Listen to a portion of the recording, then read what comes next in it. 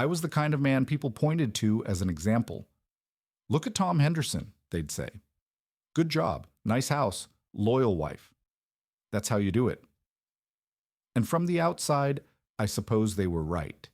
Every morning, I woke at 6:15 without an alarm, showered, shaved, knotted my tie with the same practiced motion I'd used for 23 years. The mirror showed a man who had it all together, thinning hair, sure, but still standing straight, still dependable. Breakfast was quiet. Susan would already be moving through the kitchen, packing lunches for the kids who didn't live at home anymore. We'd exchange the usual, sleep okay? Yep. Big day? Same as always.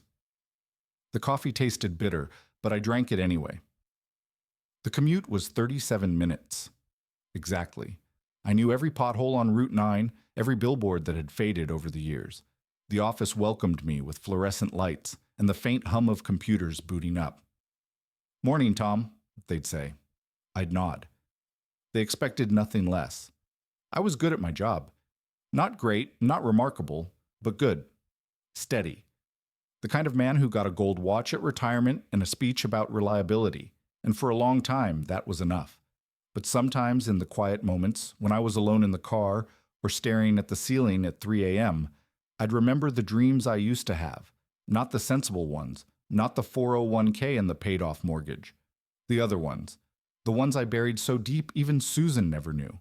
The guitar I used to play in college, fingers calloused from practice. The novel I started at 35, tucked in a drawer somewhere. The way I'd once stood on a California beach at sunset, 22 years old, and swore I'd build something mine. No one tells you how heavy a life can feel when it's built on almosts. Susan found me in the garage one night, staring at an old toolbox. You okay? She asked. I lied and said yes. But the truth was, I couldn't remember the last time I'd used those tools. Couldn't remember the last time I'd built anything at all. That night, I lay awake listening to the house settle around me. The furnace hummed. A dog barked somewhere down the street. And for the first time in years, I wondered, is this really it? Not with anger, not with despair, just a quiet, aching question hanging in the dark like a whisper no one else could hear. The next morning, I tied my tie, drank my coffee, drove to work. But something had shifted, and I knew it would never shift back. The garage became my refuge after that sleepless night. Not that I did anything in there, just sat on the old stool by the workbench, surrounded by half-finished projects and tools that hadn't felt my grip in years. The dust had settled into the grooves of the wood, like time itself had seeped into the grain. One Thursday evening, while Susan was at book club, I pulled open the bottom drawer of my toolbox. Beneath tangled extension cords and dried-up tubes of sealant, I found it. The notebook. Faux leather, cracked at the spine, pages yellowed at the edges. My handwriting from 20 years ago stared back at me. Rough sketches of a deck I'd wanted to build, measurements for bookshelves, a list of business ideas scribbled in the margins during some long-forgotten lunch break. Henderson and Sons Custom Carpentry. I'd even drawn a logo. My throat tightened. I hadn't remembered naming it, hadn't remembered believing in it enough to put pen to paper like that. The garage door creaked open, and I shoved the notebook back just as Susan's headlights washed over the driveway. By the time she stepped inside, I was tightening a loose screw on the cabinet hinge, something I'd been meaning to fix for months. You're out here late, she said, setting her bag down. The scent of her perfume, the same one she'd worn since the kids were in high school, mixed with the oil-rubbed scent of the garage. Just this one thing, I said, not meeting her eyes. She lingered for a moment, like she wanted to say something else. Then she patted my shoulder, the way you'd comfort a nervous dog, and went inside. I waited until the kitchen light flicked off before pulling the notebook out again, flipped through pages of plans for a life that never happened. A coffee stain blotted one corner, and suddenly I was back at that diner booth, 38 years old, jotting down numbers while my eggs went cold, back when the dream still felt possible. Now my hands were softer. My knees ached if I crouched too long. The mortgage had another 12 years on it. I ran my thumb over a sketch of a rocking chair. For the porch, I'd written beneath it. We'd talked about a porch, back when we still talked about things like that. The next morning, I left for work 10 minutes early, drove past my usual exit, parked in an empty lot near the old industrial park, and watched the sun rise over rooftops I'd never noticed before. For the first time in decades, I was late to the office. No one mentioned it. The diner coffee tasted like burnt cardboard, but I kept drinking it anyway. That's where I found myself every Tuesday and Thursday morning now. Same cracked vinyl booth, same waitress who nodded without asking what I wanted. The office could wait an hour. Those stolen minutes before clocking in became the only time I felt awake. Then one morning, the newspaper left on the seat next to me caught my eye. Not the headlines, but the classifieds in the back, circled in shaky blue ink. Workshop space for rent. 800 square feet, reasonable terms. An address 10 minutes from my house. My fingers left smudges on the newsprint as I traced the words. I didn't call. Not that day. But I drove past the place on my way home, a converted auto garage with peeling red paint and a sagging awning. The for rent sign was handwritten, crooked. Through the grimy windows, I could make out sunlight cutting through the dust motes inside. For 3 weeks, I circled that block like a stray dog. Then one rainy afternoon, I found myself standing at the door, key in hand, before I'd even fully decided to take it. The landlord, an old mechanic missing 2 fingers, had just shrugged when I asked about a lease. Month to month, he'd said, cash. The first Saturday, I told Susan I was helping a friend move. She barely looked up from her crossword. The lie sat bitter on my tongue. But the silence that followed was worse. 28 years of marriage, and she didn't even sense the shift in me. I brought only 3 things to the empty space that day: my toolbox, the notebook, and a folding chair I'd kept in the garage. Sat there for hours, just breathing in the scent of motor oil and old wood. When I finally opened the notebook to a random page, corner joints for oak table, my hands shook. It took 4 trips to Home Depot that week. Each time I told myself I was just looking. But then the lumber was in my trunk, then the new saw, then the clamps I'd always wanted but never bought. I stacked everything along the far wall, neat and precise, like if I kept the materials orderly, this madness might still look like a sane man's project. The first cut of the saw sent sawdust swirling into the sunlight. The sound echoed off the concrete floors, louder than I remembered. My shirt stuck to my back within minutes. When I wiped my forehead, I left a streak of sweat and grime across my arm, the kind of honest dirt that never came from pushing papers. At 5 p.m., my phone buzzed. Susan. Dinner? Just that one word, same as every night. I stared at my reply for a full minute before typing, running late. Eat without me. The lie should have weighed more. But as I sanded down the first table leg, watching the grain emerge beneath my hands, all I felt was the terrifying lightness of a man who'd just stepped off a cliff and realized he could fly. The table took shape, slowly, unevenly. My hands had forgotten more than I realized. The first dovetail joint split clean down the middle when I tested it. I stared at the fractured wood in my palm, the jagged edge catching the workshop's single hanging bulb. It shouldn't have mattered. But my throat tightened like I'd failed some unspoken test. I started hiding the imperfect pieces behind the lumber pile. Each night before leaving, I'd sweep the sawdust into neat piles, erasing evidence of my stumbling progress. The workshop became a secret museum of almost right attempts. Drawers that stuck, legs that wobbled, sanding marks I couldn't quite buff out. Then one Wednesday, hurrying out to meet Susan for dinner, I forgot to lock the workshop door. She found the key in my jacket pocket while doing laundry. "What's this for?" she asked, holding up the brass key with the red plastic fob the landlord had given me. My coffee cup hit the saucer too hard. "Storage unit," I said. "Old tax files." The lie came smoother this time. But 2 days later, pulling into the driveway after work, I saw Susan's car parked crookedly by the garage. Hood still warm. Her gardening shoes left faint dirt trails on the linoleum. She stood at the stove, stirring a pot with unusual focus. "You're home early," I said. "Book club canceled." She didn't turn around. The wooden spoon clicked against the pot in perfect metronomic ticks. Upstairs, My dresser drawers sat just slightly ajar. My work shirts hung in the closet, with more space between them than usual. I ran a finger along the top shelf. The layer of dust had been disturbed where I kept the workshop receipts. That night in bed, the space between us felt wider. Susan's breathing was too even to be sleep. I stared at the ceiling, counting the cracks in the plaster I'd been meaning to fix for years. The digital clock flipped to 2:17 a.m. when she finally spoke into the dark. "You'd tell me if something was wrong, wouldn't you?" The question hung there, weightless and enormous. I reached for her hand but found only cool sheets between us. "Nothing's wrong," I whispered. But as dawn crept through the blinds, I realized she hadn't asked if something was wrong with us. She'd asked if something was wrong with me. And for the first time, I wasn't sure which answer would be the lie. The morning after Susan's question, I woke to find her side of the bed already made. Downstairs, the coffee pot sat cold and empty, a small pointed omission in our 30-year routine. I stood in the silent kitchen, running my thumb along the counter's edge where the laminate had started peeling up. A decade of wiped spills had worn through the adhesive. I'd always meant to fix that.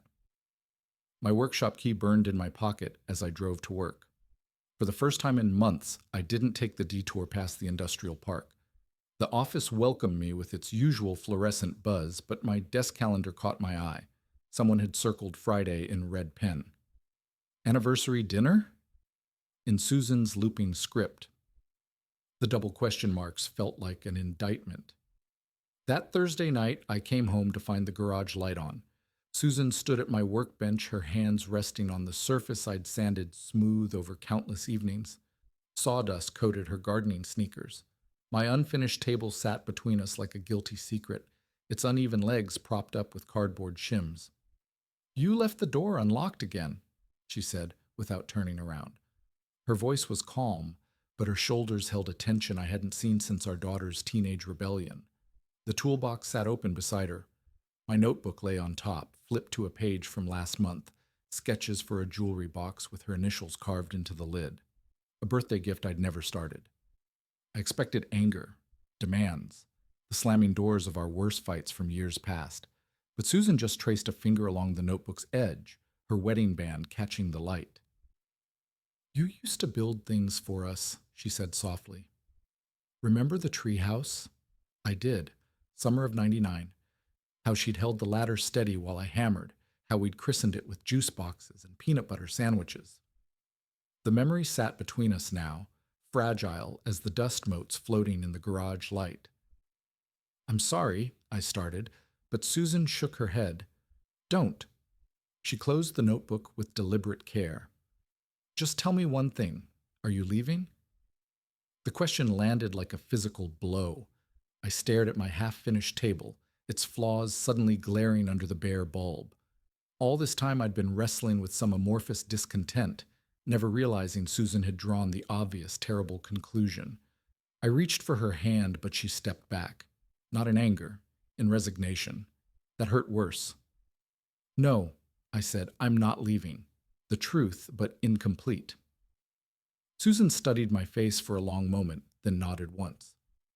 She walked past me into the house, leaving sawdust footprints on the concrete. At the door, she paused without turning. "Then what are you building out here, Tom?" The click of the latch echoed in the silent garage. I sank onto my stool, staring at the abandoned notebook.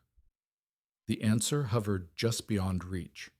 Not a thing, but a life. Not an escape, but a return. And for the first time, I wondered if it was too late to explain the difference. I slept in the guest room that night. The sheets smelled faintly of lavender, the same detergent Susan had used for decades. Through the thin walls, I heard her moving about our bedroom, the creak of the closet door, the rhythmic brush of teeth, the weighted silence when she finally turned out the light. None of the sounds were unfamiliar, but arranged in this new configuration, they formed a language I couldn't decipher. Morning came gray and damp. Susan had already left for her volunteer shift at the hospital when I shuffled into the kitchen. The anniversary reservation card still sat propped against the fruit bowl, its embossed font suddenly pretentious. I flipped it over to find Susan's handwriting on the back. We should talk. 7 p.m.? The question mark hovered like a blade. I drove to the workshop instead of work. The space felt different now, not a sanctuary, but a crime scene. Sawdust covered every surface like forensic evidence. My unfinished table mocked me with its uneven legs, the wood grain swirling in patterns that suddenly looked like regret. The notebook lay where Susan had left it. I flipped past the jewelry box sketches to older pages. Measurements for a porch swing I'd promised her when we bought the house.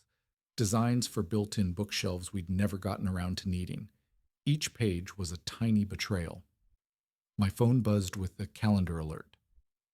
Team building lunch, 12:30 p.m. I stared at the notification until the screen went dark. For 23 years, I'd never missed a work obligation, but the thought of sitting through another meaningless corporate lunch while my marriage crumbled made my hands shake. I texted my boss I was sick. The drive home took me past Miller's Hardware, where an elderly couple stood examining paint samples. The woman held up a swatch to her husband's face, laughing when he pretended to consider it seriously. Their ease with each other hit me like a physical ache. I found Susan's gardening gloves on the back porch, fingers curled inward as if holding invisible tools. The right thumb had worn through, a flaw I'd noticed months ago and forgotten to mention. I pressed my palm into the impression hers had left, the leather still warm from the morning sun. Inside, the house hummed with absence. I wandered into our bedroom, where Susan's side table held the usual stack of library books and reading glasses. But beneath them, I spotted a corner of paper that didn't belong. My chest tightened as I pulled out the brochure. Couples Retreat, Reconnecting Through Communication. The dates were for next month. She'd circled the phone number. The bathroom faucet dripped, a sound I'd been meaning to fix since winter. I turned the handle too hard, and the squeak echoed through the empty house. In the mirror, a stranger stared back, a man with sawdust in his hair and exhaustion in the lines around his eyes, a man who'd spent months building everything except what mattered. I picked up my keys, but hesitated at the door. The workshop waited in one direction, the restaurant reservation in the other. Somewhere between stained blueprints and lavender sheets, between whispered lies and unasked questions, there had to be a third path. But standing there with my hand on the knob, I couldn't tell if I was walking toward something or away. And worse, I wasn't sure Susan would still care which it was. I showed up at the restaurant 20 minutes early, the same place we'd celebrated our 10th anniversary back when the kids were still in car seats and date night meant stealing 2 hours between soccer games and mortgage payments. The maitre d' led me to our table, the one by the window where we'd sat all those years ago, where Susan had laughed so hard at my terrible joke that champagne had dribbled down her chin. I ordered her favorite wine without thinking. The glass sweated onto the white tablecloth as I waited, tracing the watermark with my thumb. Every time the door opened, my chest tightened. Would she come? Would she even recognize the man who'd spent months hiding in plain sight? When she finally appeared, she wore the blue dress I'd bought her last Christmas, the one still hanging in its store bag in her closet until tonight. Her hair was down, the way she'd worn it when we first met, though the gray now outnumbered the brown. She paused in the doorway, scanning the room, and for one terrible second I thought she might turn around. Then she saw me. Something in her face shifted, not anger, not relief, but a quiet resignation that hurt more than either. She slid into her seat with a soft "thank you" to the waiter, her fingers brushing the stem of her wine glass but not lifting it. The candlelight caught the new lines around her eyes, the ones I hadn't noticed forming. "I finished the table," I said. My voice sounded strange to my own ears, raw, like I'd been shouting. "It's uneven, but sturdy." Susan studied me for a long moment before reaching into her purse. She laid a photograph between us, our daughter at 6 years old grinning from the crooked treehouse I'd built her. The wood had warped after the first winter, but she'd loved it fiercely until the day we took it down. "I kept waiting," Susan said softly, "for you to come back to us." The truth hit me then, not as a revelation but as something I'd always known. She hadn't been afraid I was leaving her. She'd been afraid I'd already left, that the man who'd promised to build a life with her had quietly disappeared into spreadsheets and silent car rides, leaving only a hollowed-out shell in his place. Outside, a couple walked by laughing, their hands tangled together. Susan watched them pass, her reflection ghosting the window. When she finally spoke again, her voice was barely above a whisper. "Do you still want this? Any of it? Not do you love me? Not are you sorry?" The question was simpler and more terrifying. Did I still want the life we'd made together? The mortgage payments and grocery lists and quiet Sunday mornings? The ordinary, unremarkable days that had somehow become the foundation of everything? I reached across the table, covering her hand with mine. Her wedding band was warm from clutching her purse. "Yes," I said. Then, because it was the truest thing I knew, "I think I just forgot how." Susan turned her palm up to meet mine. Her fingers trembled slightly, but they laced through mine with a familiarity that didn't need words. The waiter came to take our order, and for the first time in years, I didn't look at the prices. Later, I would remember the way she smiled when I ordered dessert. Not the careful smile she'd been wearing for months, but the real one, the one that still crinkled her nose. Later, I would realize she'd been waiting too, not just for me to come home, but to remember why I'd wanted to stay. But in that moment, there was only the weight of her hand in mine, the faint smell of her lavender shampoo, and the quiet understanding that some cracks, when carefully tended, become the strongest parts of the wood.